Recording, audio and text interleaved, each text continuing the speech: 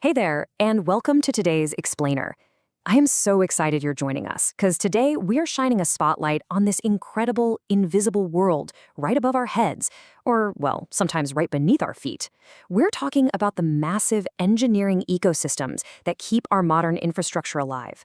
But we're going to zoom way, way in on a tiny detail that, honestly, most people completely ignore: cable tray clips.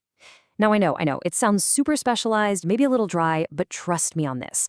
Once you understand the absolutely massive role these tiny components play in safety and efficiency, there is no way you'll look at a commercial building or a data center the same way ever again. Okay, let me ask you a question to kick things off here. Would you ever use a shirt button to secure a heavy wooden door? I mean, really picture that for a second. You've got this massive, thick, solid oak door, and you're trying to hold it onto its frame with a tiny little piece of plastic on a thread. It sounds literally insane, right? That door is going to tear right off the frame the second a breeze hits it. Well, in the world of industrial engineering and electrical infrastructure, making this exact kind of mistake, like confusing a lightweight fastener with a heavy-duty structural support, it actually happens way more often than you'd think.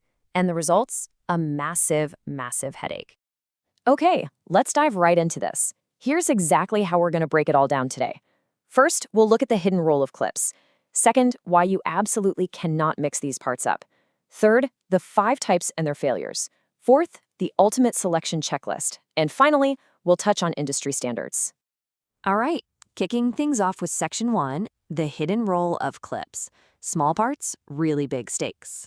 So, there's this major myth out there that specifying the wrong cable tray clip is going to lead to some catastrophic Hollywood-style collapse of the whole tray system. Not true.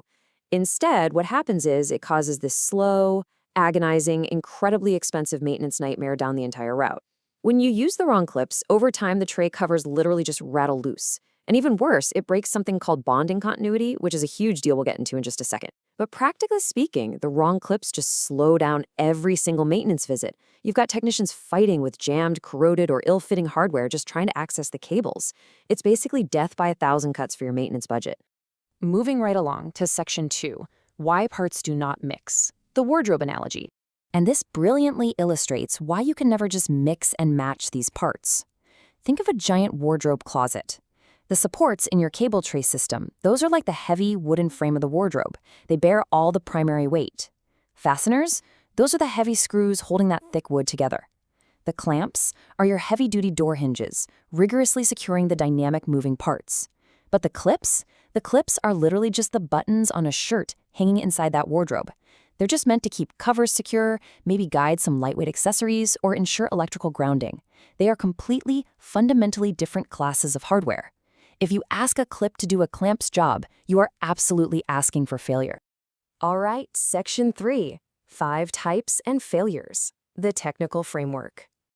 So here is the technical framework the pros actually use. There are exactly 5 functional clip types in these complex systems. And listen, they aren't just there to look pretty. Each specific clip is meticulously engineered to prevent a highly distinct failure mode. You've got your cover clips, hold-down clips, expansion clips, grounding clips, and separator clips. Just throwing any generic piece of metal onto a tray completely ignores the actual engineering physics at play here. Let's spotlight one of the most vital but totally invisible failure modes out there: bonding continuity. You can think of this like an uninterrupted electrical safety net running across the entire cable tray route. If a short circuit happens, right, that electricity needs a clear, fast, continuous path straight back to the ground so it can safely trip the breaker.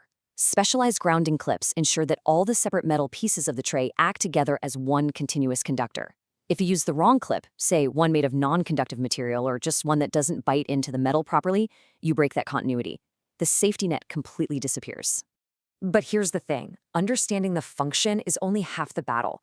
To actually prevent failures over a 20 or even 30-year lifespan, you absolutely must match the clip's material and its corrosion class directly to the site environment. Are you installing this thing in a super humid coastal facility with salty air? Or maybe a harsh chemical plant? Or just a nice climate-controlled server room? A perfectly designed clip is still going to fail miserably if it's made of basic galvanized steel in an environment that literally demands 316-grade stainless steel. Bottom line, the environment always dictates the material. Which brings us to Section 4, the ultimate selection checklist: getting it right. So, the crucial point is, How do we guarantee we get this right every single time? Well, here is your 5-point checklist. Step 1, fit. Does the clip actually match the exact profile of the tray? Step 2, temperature. Is this tray going to expand and contract? Because if so, you need an expansion clip. Step 3, vibration. Is this set up right next to a rail line or heavy machinery where standard clips are just going to rattle loose? Step 4, bonding. Do we need to maintain electrical continuity through the clip itself? And finally, step 5, maintenance access. Can a technician easily remove and replace this clip using standard tools at, say, 2 a.m. on a Sunday? Run through these 5 steps and you're going to eliminate 99% of clip-related issues. And finally, Section 5, meeting key industry standards, built for the real world. Because at the end of the day, these components have to be built for the demanding realities of the real world. Just think about where these cable trays actually live and operate. Massive, high-stakes infrastructure projects completely rely on intelligent cable management and seismic bracing solutions from top-tier manufacturers like Xinma.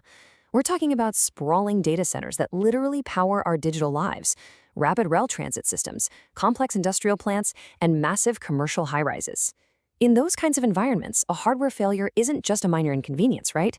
It can mean massive data loss, total factory downtime, or even severe safety hazards. So to guarantee that our everyday infrastructure doesn't just buckle under all that pressure, manufacturers put their products through the absolute ringer. Xinma's busways and cable tray systems are tested against a rigorous alphabet soup of global standards. We're talking IEC, NEMA, British standards, and Chinese national standards. All these tests ensure that every single component, literally down to the smallest clip, can withstand specific load limits, brutal corrosion tests, and strict electrical conductivity requirements. It's incredibly impressive when you look at the sheer volume of testing involved. It's really the ultimate safety backstop, engineered to keep the modern world turning. Which really brings us to our final thought for today. The next time you find yourself walking through an industrial space, just take a second and look up. Think about all those miles of cable safely tucked away up there, and ask yourself, does your facility's safety rely on the engineering equivalent of a shirt button, or have you actually specified the exact right hardware for the job? I really hope this explainer has decoded these hidden details for you and shown just how fascinating these invisible systems truly are. Thanks so much for learning with us today, and remember, keep asking the right questions.